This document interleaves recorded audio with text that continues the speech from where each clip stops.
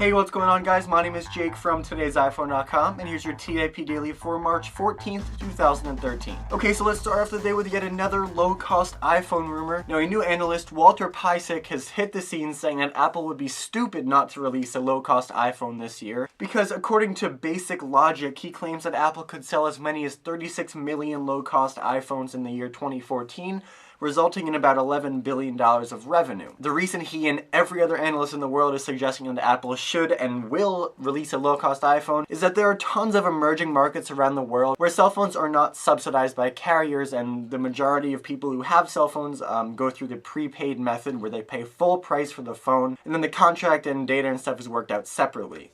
The iPhone really doesn't have a presence in these types of markets just because unsubsidized the iPhone is so expensive. But according to this guy, if Apple was to release a low-cost iPhone in markets like Asia or Brazil or other emerging markets, it would be a huge success. Okay, moving on. If you are itching to get a 4th generation iPad or an iPad mini but don't have quite enough money to purchase one, you'll be happy to know that Apple has started selling almost new refurbished devices of both of these iPad models in its online store.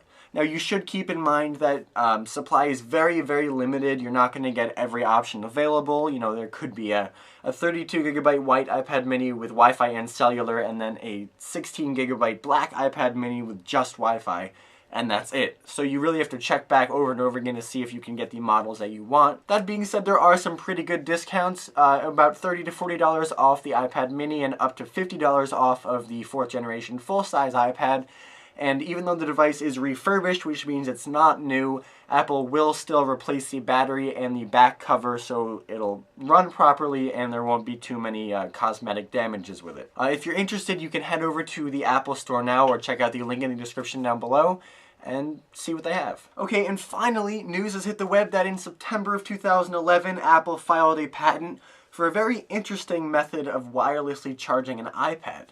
Now, there are a ton of wireless or inductive charging methods currently on the market for iOS devices, but they all involve some really weird sort of like power mat that you have to place your device on while it's in this super bulky, unattractive case in order to transfer the power from the mat to the device.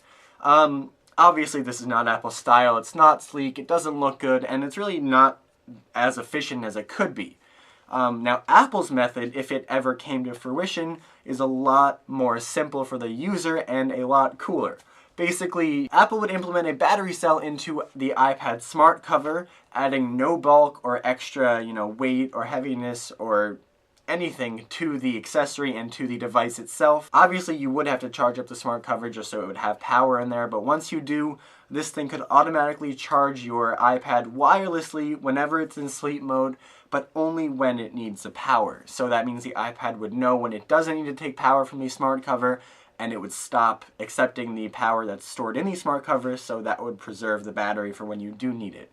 Now, this is a very, very cool concept. Like I said, it was filed for in 2011, which could mean a couple of things. Either Apple's, sort of abandoned the idea, the company is waiting for the technology to develop, or it's been working in secret on it for years and it should be released sometime soon.